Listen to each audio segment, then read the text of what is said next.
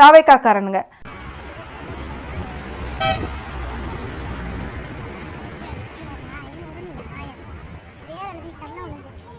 எனக்கு என்ன ஆச்சரியம்னா, ஒரு போலீஸ்காரங்க வந்து சொல்ல முடியாதா இங்கே வைக்காதீங்கன்னு? என்னதான் ஆளும் கட்சியாக இருந்தாலும் இதெல்லாம் தட்டி கேட்கணும், முட்டிக்கு முட்டி தட்டி உள்ளெல்லாம் தூக்கி போடணும்.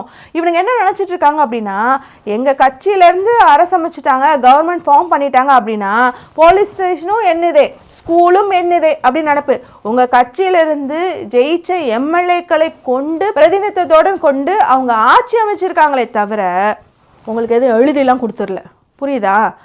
எல்லா இடத்துலையும் போயிட்டு, நான் அன்றைக்கே சொன்னால முன்னாடியே வந்துட்டு ஒரு ஸ்ட்ரீட்டுக்கு நேம்ங்க, ஸ்ட்ரீட் போர்டுங்க சென்னையில் மெயின் ஏரியாவில், அதில் போயிட்டு விஜயோட ஃபோட்டோ ஓட்டுறாங்க. என்ன தெருவே உங்களுக்கு எழுதி கொடுத்துட்டாங்களா என்ன?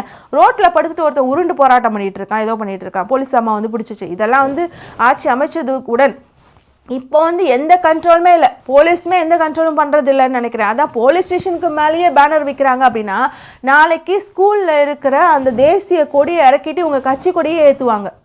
நடக்குதா இல்லையான்னு பாருங்கள், ஏற்றுவாங்க.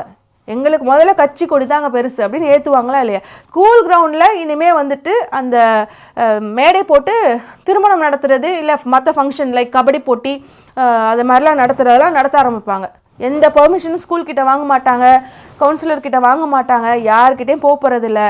எங்கள் ஸ்கூலுங்க, எங்களோட ஆட்சி, நாங்கள் வந்து இங்கே கல்யாணமும் நடத்துவோம், காது குத்துவும் நடத்துவோம், நாங்கள் வந்து ஜல்லிக்கட்டும் நடத்துவாங்களா இல்லையான்னு பாருங்கள். இந்த அளவுக்கு தான் அவங்க மீறிட்டு போயிட்டுருக்காங்க, கையை மீறி போயிட்டுருக்குது இவங்க பண்ணுறதெல்லாம்.